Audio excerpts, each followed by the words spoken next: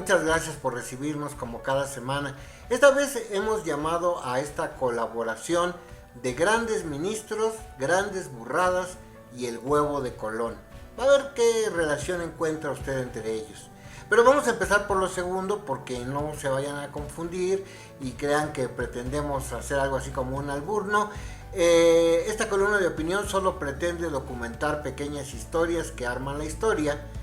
Y pues el huevo de Colón es una leyenda que viene de los orígenes del debate sobre si la Tierra es redonda. Por cierto, es también una de las más famosas esculturas de Sevilla. La historia del huevo de Colón tiene un doble significado, pero vamos a iniciar por el menos conocido. Ese es el tema de la escultura realizada por el ruso Zurab Tsereteli, y aunque los humanos no somos ovíparos, el artista se inspiró, y de hecho ese es el nombre oficial de la obra, el nacimiento de un nuevo hombre colocada en Sevilla. Y obvio se refiere al mestizaje de la raza latinoamericana, pero la escultura, la imagen de Colón, se encuentra dentro de un huevo. ¿Por qué se inspiró este autor ruso en un producto de gallina? Bueno, ahora le vamos a explicar por qué. Antes de llegar a ese tema, vamos a contarle que a la fecha todavía no se ponen los historiadores de acuerdo sobre el lugar de nacimiento del que fue sin duda el más ilustre de los navegantes de la historia. Casi todos creemos que su origen era genovés y su familia judía. En 1492, la reina Isabel la Católica, actual heroína de la organización de extrema derecha El Yunque, decretó la expulsión de todos los judíos de España.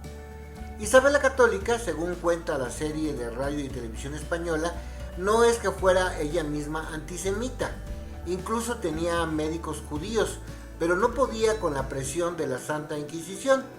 Así que para dejarlos contentos a estos frailes extremistas, emitió un decreto real con el cual expulsaban a todos los judíos de España, territorio en que habían vivido felices como lombrices antes de que llegaran los españoles, porque mientras tuvieron como vecinos a los árabes, incluso ya siendo musulmanes, la ciudad de Córdoba fue un ejemplo de convivencia y desarrollo de las artes y la ciencia intercultural. No había ni los sionistas judíos ni los fundamentalistas musulmanes. Fue la esposa de Fernando de Navarra quien decidió hace 521 años que los judíos eran una muy mala competencia y decidió expulsarlos. Y esto nos recuerda a otra decisión política ahora de la jefa de gobierno de la Ciudad de México, porque este conjunto escultórico, en cuyo centro figura la estatua de Colón, y que estamos mostrándole en pantalla, y cuyos bocetos originales son del artista Manuel Villar, son una molestia cada 12 de octubre. Pues hay grupos que quieren que la historia sea a su gusto ideológico y no como es. Entonces la vandalizan cada año. Por esta razón, la jefa de la capital de la República decidió virtualmente expulsarla de Paseo de la Reforma y mandarla hacia la zona de Polanco, donde va a estar más cerca de otras esculturas de pues personajes históricos como lo son Abraham Lincoln y Mahatma Gandhi. Bueno, regresando a Cristóbal, hay muchas pistas de que era un tipo más listo de lo que comúnmente se sabe. Miren, nada más el nombre es Cristóbal, o sea, es un nombre cristiano, Cristóbal. Y con el argumento de que iba a buscar nuevos negocios para España, convenció a la reina para que le financiara la inversión de unos barcos, para ser precisos la Santa María, la Pinta y la Niña. Si usted lo piensa bien, Colón también era un genio de la publicidad, pues antes de que lo fueran a acusar de judaizante, decidió llamar a su embarcación principal con un nombre libre de sospecha y que complaciera a todos los católicos, ni más ni menos que dedicarlo a la Santa María, la Madre de Jesús. Luego armó una tripulación en el que también es un dato interesante, estaba integrada predominantemente por judíos y, como se sabe, como ya se estaban preparando para huir de España por el decreto de la reina Isabel, Bueno, pues esto le hace lógica al asunto de que fuera una tripulación en la que había muchas personas de esta ascendencia. Otros de los principales que viajaron con Colón fueron los hermanos Pinzón, hasta una canción por ahí popular hay de ellos. Bueno, como se sabe, Colón nunca llegó al continente, se quedó en las islas donde estableció colonias, pero resulta que dejó con ellos, con los indígenas, algunos de sus navegantes. No se hicieron entender por los nativos, mataron unos a otros y pues fue un desastre la primera experiencia de los europeos. Bueno, la primera experiencia que reconoce la historia moderna, porque se sabe que ya desde los vikingos habían llegado hasta las costas americanas, pero el punto aquí es que los judíos españoles que habían llegado con Colón acabaron enemistándose, el lenguaje tal vez no ayudó, y fue así como nació la nueva raza latinoamericana. No con un encuentro, sino con un encontronazo de dos mundos. Bueno, el conjunto escultórico de Colón incluye, entre otros, a Fray Bartolomé de las Casas, que fue el primer defensor de los derechos humanos de los indígenas en la historia de este país.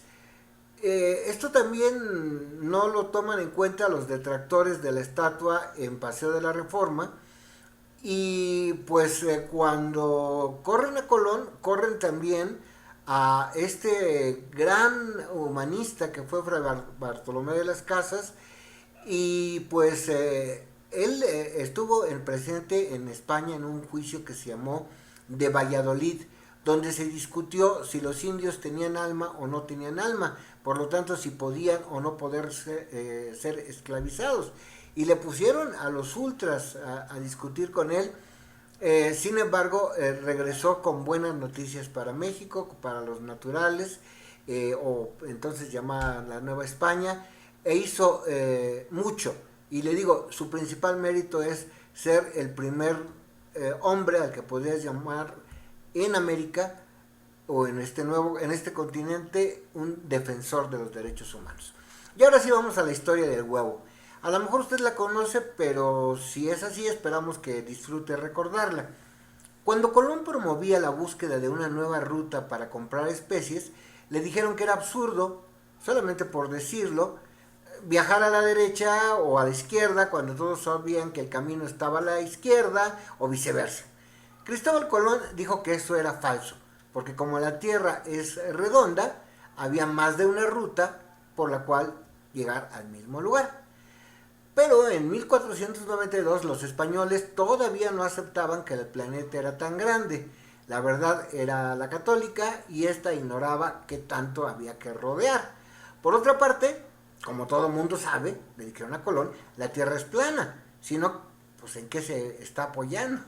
Todavía no existían las teorías acerca de la gravedad y de la interconexión entre planetas que se atraen unos a otros, que vendría con Newton. Entonces lo que hizo Colón fue pedir un huevo y retó a sus detractores a que lo pusieran verticalmente sobre una mesa. Por supuesto, la fuerza de la gravedad se los impidió. Todos lo intentaban, pero el huevo se caía. Entonces, algunos siglos antes, para comparar este ingenio de Cristóbal Colón, le habían pedido a Alejandro Magno que desatara un nudo imposible en una soga. Entonces dicen, a ver, desátalo.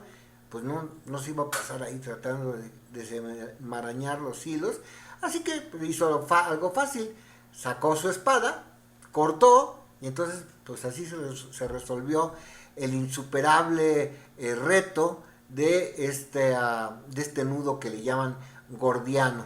Fin del problema. Como dijo Maquiavelo, el fin justifica los medios. ¿Qué era lo que se quería? Pues partir la soga. Bueno, ¿para qué molestarse en deshacer nudos ciegos? Pues con la espada se resolvió. Bueno, pues lo mismo hizo Colón. Tomó el huevo, lo tomó de una de las puntas, lo estrelló y entonces pues ya se acható y quedó vertical. Esto nos lleva a nuestra siguiente historia. Es que queremos hablarle de los grandes magistrados y también de sus grandes burradas. Mire, es que sin importar sus doctorados y su experiencia, los mejores magistrados cometen errores, a veces por ignorancia, a veces por flojera y otras por corrupción o ambición. En el sistema penal mexicano hay una gran falla de origen que también se da en Estados Unidos. En ambos países, aporrear a las personas privadas de su libertad, sin importar si son inocentes o no, les permite construir fortunas y carreras políticas. En Estados Unidos, usted sabe las historias de fiscales que llegan a jueces y luego pueden ser hasta gobernadores de su estado. Pero ni en Estados Unidos ni en México los abogados defensores logran tener esas carreras políticas tan importantes. En ese afán persecutorio y de imitación de México, los años en que gobernó el PRIAN, les cambió el nombre a las Procuradurías de Justicia por el de Fiscalías. El resultado lo tiene usted a la vista. Gertz Manero, señalado por encarcelar a señoras de la tercera edad y de ser jefe de una de las instituciones más ineptas del país, la FEADLE, la Fiscalía Especial contra Delitos sobre Libertad de Expresión, que se ocupa muy poco de los asesinatos de periodistas, pero mucho de inflar casos intrascendentes, como un manoteo que hubo en la mañanera entre dos reporteros, Daniel Blancas y Hans Salazar. Le voy a dar dos casos de jueces o magistrados que son verdaderamente una muestra de lo mal que está la justicia en nuestro país. Una de ellas se llama María de Jesús Medel. Tiene 70 años de edad aproximadamente y ya está próxima al retiro, gracias a Dios. Muchas víctimas de esta señora lo van a agradecer al cielo. Mire, como ejemplo, ella era juez cuando citó a su juzgado, al juzgado que ella encabezaba, a un policía judicial llamado José Eduardo Toledano Telles para sustentar la aprehensión de otro sujeto. Ese mismo día, cuando el policía estaba en el juzgado de Jesús Medel, a varios kilómetros de distancia, estaban secuestrando a un empresario fabricante de playeras. Años después, capturaron a los integrantes de la banda, pero para entonces Toledano Telles se encontraba en la cárcel acusado de ese mismo secuestro. Cuando se entera que capturan a los verdaderos delincuentes, bueno, pues el cielo se le abrió, se amparó para obtener la libertad, pero ¿qué cree? El caso recayó en la magistrada Medel, o sea, la que era juez, ahora ya era magistrada. Ojalá usted nunca se la vaya a encontrar, pero ella despacha en el 5º piso del nuevo edificio del Tribunal Superior de Justicia. Ella regentea la 6ª sala. Esto está ahí sobre la avenida Niños Héroes. De verdad, ojalá que nunca se encuentre a esta señora en su camino. Pues se apellida, se llama María de Jesús, pero su apellido no honra para nada a los jesuitas ni a ningún otro cristiano. Se ensañó contra Toledano y le aumentó la pena casi 2 décadas más.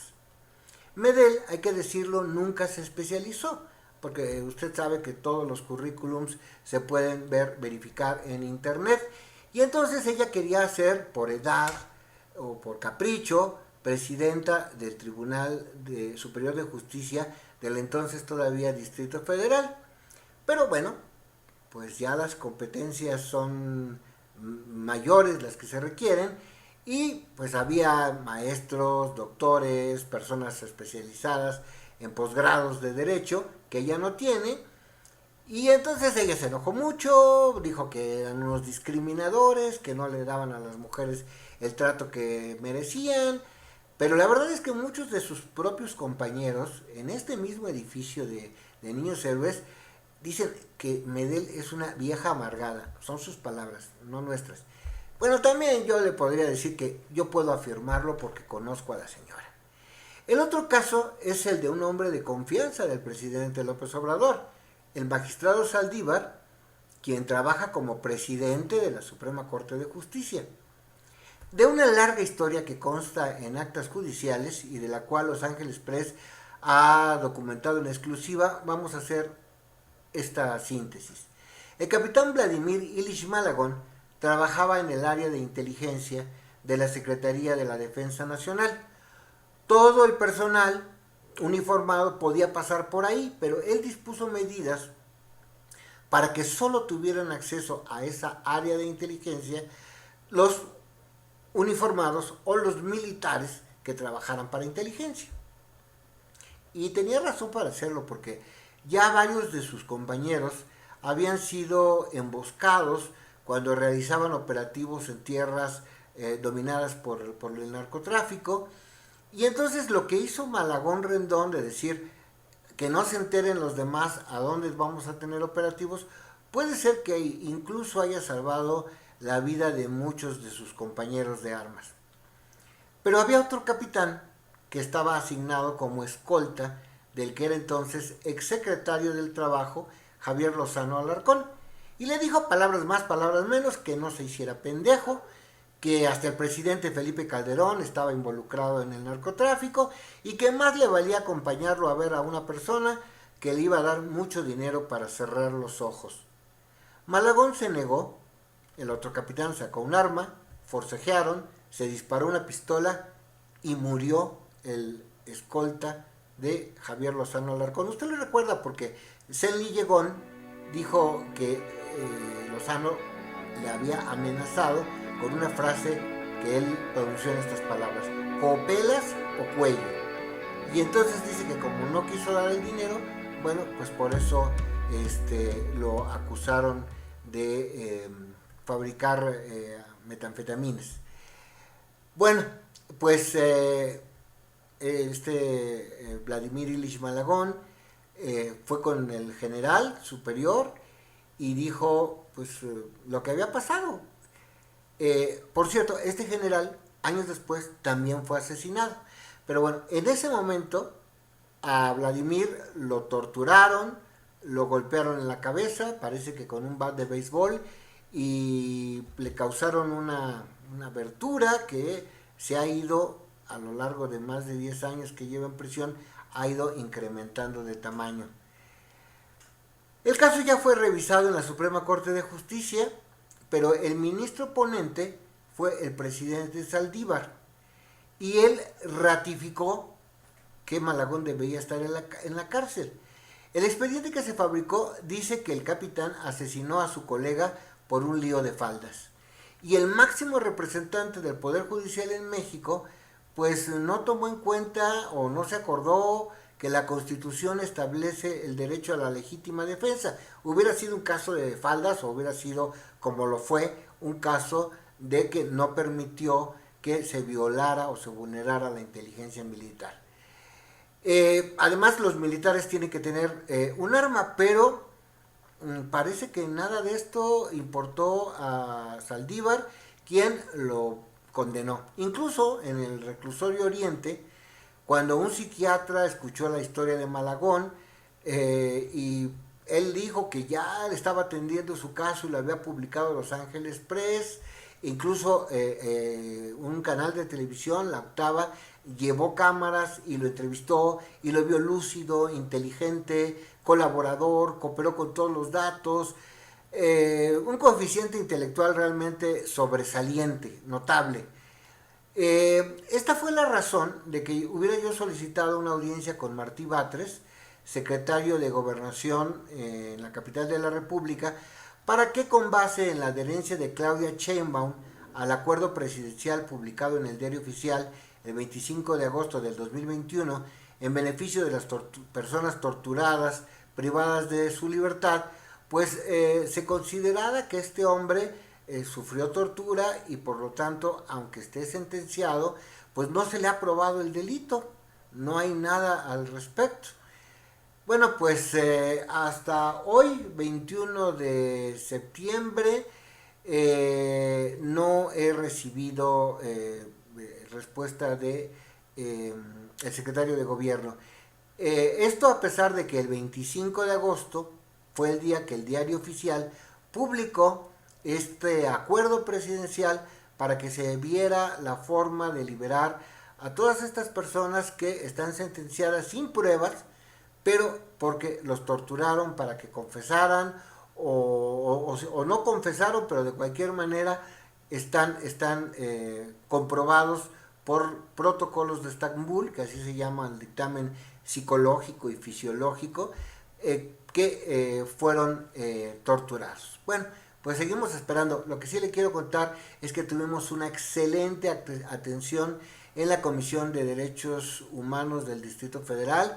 Primero nos dijeron que el caso estaba cerrado, que la Secretaría de la Defensa Nacional se había negado a entregar detalles sobre la forma en que se dio la aprehensión de Malagón, que ya el asunto estaba en la Comisión Nacional, pero acudimos directamente a la comisionada presidente, Nacheli, y ella nos dio una atención extraordinaria. Ya se abrieron las actas, ya se volvió a pedir a los abogados defensores que retomen el tema de la tortura y varias recomendaciones más que esperamos que lleguen a buen puerto y no se quede nada más en esa buena atención.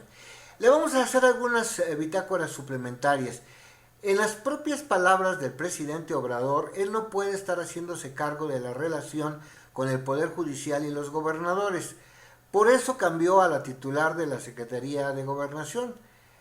La Cuarta Transformación tiene grandes impulsores y terribles traidores.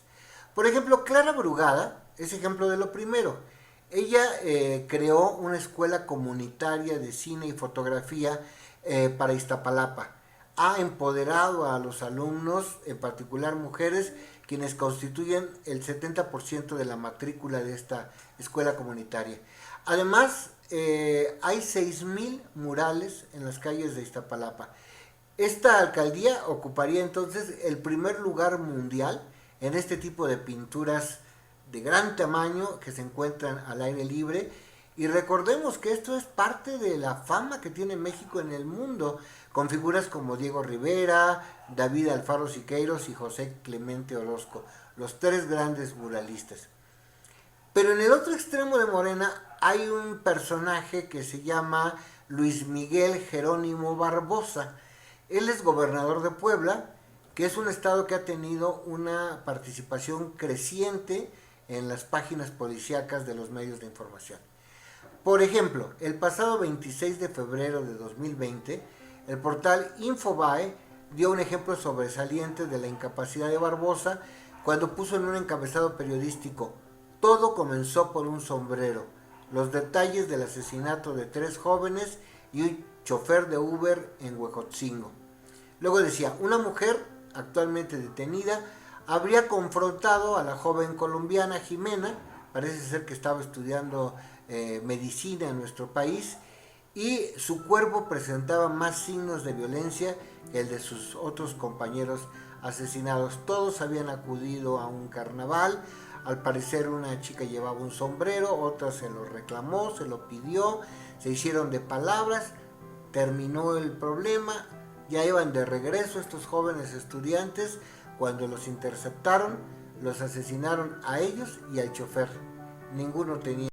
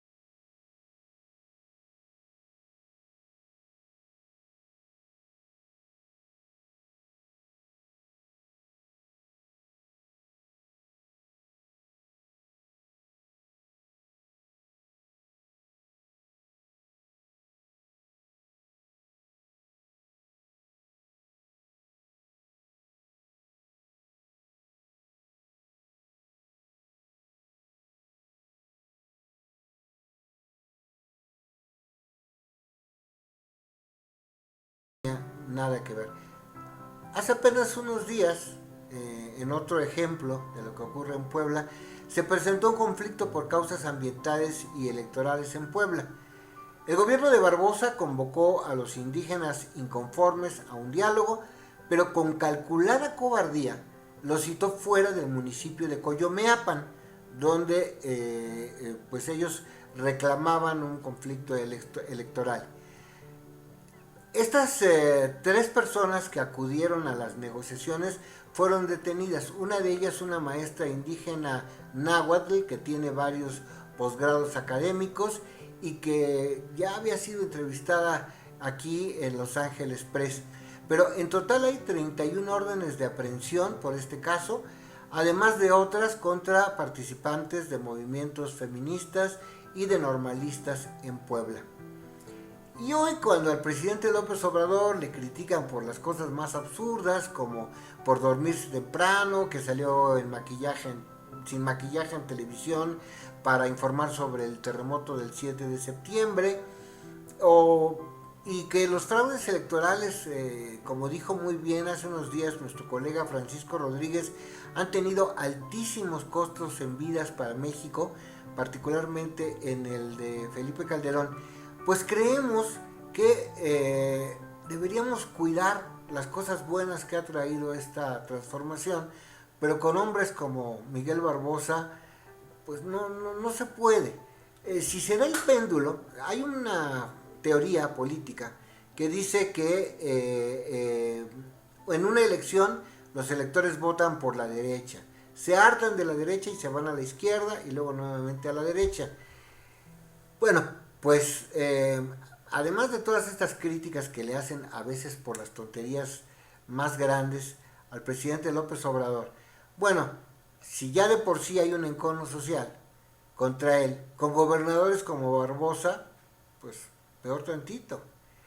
Y faltan 3 años, pero la tragedia es evitable. Estamos a tiempo de que en el próximo cambio de presidente no volvamos al conservadurismo y otra vez al desprecio por la gente que tiene menos recursos y otra vez a los jóvenes que no tienen ni para comprarse una paleta y que son fácilmente convencidos para vender drogas o para servir como halcones en pueblos como Morelos. Fíjese que le mencionamos el caso de Morelos porque ahí fue muy especial. Hace 20 años toda la zona de Jojutla, Tlalquitenango, esta región era muy pacífica, muy bella, muy tranquila. Luego hace como 5 años estaba tremenda, los muchachos en las escuelas de educación superior usaban los laboratorios para fabricar drogas, había mucha delincuencia. Llega López Obrador, empieza a dar becas para estudio, el plan para los primeros trabajos y la delincuencia otra vez se ha reducido notablemente. Que nunca vayamos para atrás, por favor. Entonces, pues para esto deben colaborar en todos los niveles del gobierno con el presidente. Y bueno, también queremos decirle que el presidente no está solo. La justicia es demasiado importante como para confiarla al Poder Judicial con errores, con pifias o con mala voluntad como la que le he comentado sobre el caso de las grandes burradas de los ministros. Entonces estamos invitando periodistas de Los Ángeles Press a que criminólogos, abogados, doctores, revisemos este acuerdo presidencial para la liberación de presos y en su caso señalemos, a este no le están dando la libertad y la merece porque ya tiene el protocolo de Estambul o porque tiene tal reconocimiento de la Organización de las Naciones Unidas o de organizaciones de derechos humanos de su inocencia. Vamos a participar todos y le invitamos a todos los profesionistas, a todos los expertos a que se inscriban. Las bases se encuentran en la página de Los Ángeles Press. Y bueno, ya para terminar, vamos a hablar de el otro chiquihuitazo. Cuando Javier Moreno Valle recibió la concesión para operar el Canal 40, empezó trabajos de remodelación del Cerro del Chiquihuite, donde se encuentran las antenas que bañan la señal a todo el Valle de México.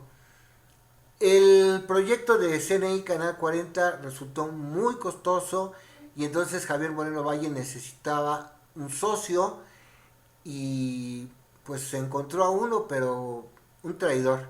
Resulta que Canal 40 había hecho un reportaje sobre Marcial Maciel y había revelado cuestiones de pederastia que provocaron un furor en la extrema derecha en México, sobre todo en la gente de la Universidad Anáhuac, que es de los Legionarios de Cristo. Ellos tienen muchísimas escuelas, el Colegio Cumbres, el Irlandés, las escuelas más caras, la universidad más cara de México es de los Legionarios de Cristo.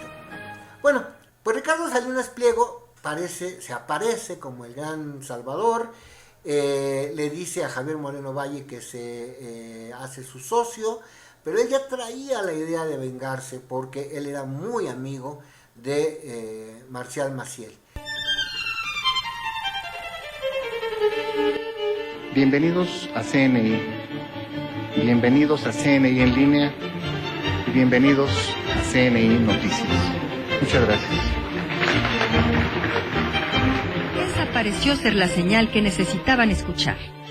TV Azteca incorporó de manera grosera el concepto Azteca 40, jamás pactado en los contratos.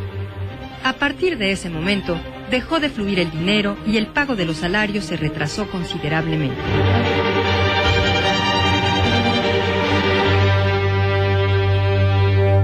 Televisión Azteca decidió no vender publicidad para la pantalla del 40. A sus clientes les decía que si compraban espacio en los canales 13 y 7, les regalaba la publicidad en el 40. Entonces, después, para quedarse con el canal por la fuerza, primero lo quebró, hizo que los anunciantes no le pagaran los contratos que ya habían establecido, porque el acuerdo decía que este señor tenía el derecho a la caja. Incluso a veces nosotros somos muy buenos para producir programas de derechos humanos con mucha sensibilidad, un documental al día prácticamente, pero somos muy malos para los negocios. Entonces, por favor, Ricardo, tú hazte cargo del dinero.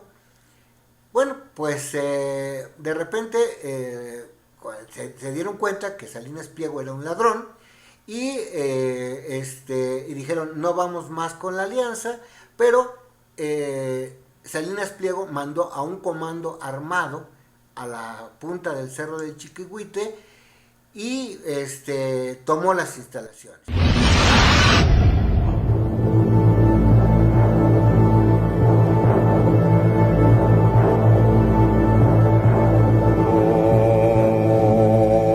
Cerca de las 2 de la mañana del viernes 27 de diciembre del 2002, un comando armado de entre 20 y 25 personas a las órdenes del dueño de TV Azteca sometió violentamente a los 7 ingenieros y vigilantes de CNI en el Cerro del Chiquihuite. 3 horas después, se consumaba el despojo. Esto la prensa lo llamó el Chiquihuitazo. Le preguntaron al presidente Vicente Fox que qué iba a hacer, que cómo era posible que una concesión federal del gobierno fuera tomada con pistoleros, y Vicente Fox contestó con una frase célebre, tan célebre como la del "y comes y te vas", que le dijo a Fidel Castro. Cuando le preguntaron sobre el Chiquihuite dijo, ¿y yo por qué? Bueno, pues el trabajo que había hecho Moreno Valle como primer concesionario de Canal 40 era remodelar, poner jardines, poner bonita y agradable la vida de gente muy pobre que vive en el Cerro del Chiquihuite. Pero el 10 de septiembre hubo un derrumbe, un deslave, hubo 141 casas desalojadas, 2 muertos, un lesionado y hasta hoy 2 desaparecidos. Salinas Pliego, que es uno de los grandes contratistas en el gobierno de López Obrador, anda metido en el Tren Maya y en muchas cosas más, nunca hizo nada por restaurar el Cerro del Chiquihuite, que era una de las condiciones de la concesión, y pues ocurrió este terrible accidente. Hasta aquí por esta semana, le agradezco mucho su atención, esperamos pues haber tratado algunos de los asuntos más importantes de la semana, y sabemos que son polémicos. Por favor, déjenos un comentario si está usted de acuerdo, si no, por qué, si tiene más información, por favor, de magistrados o jueces corruptos, díganos sus nombres, sus apellidos y por qué considera usted que no son dignos representantes del Poder Judicial. Déjenos sus comentarios abajo, suscríbase y comparta esta columna, esta historia, para armar la historia con las personas que usted considere que les parezca interesante. Hasta la próxima semana. Los Ángeles Press, las noticias que no se escuchan en tu país.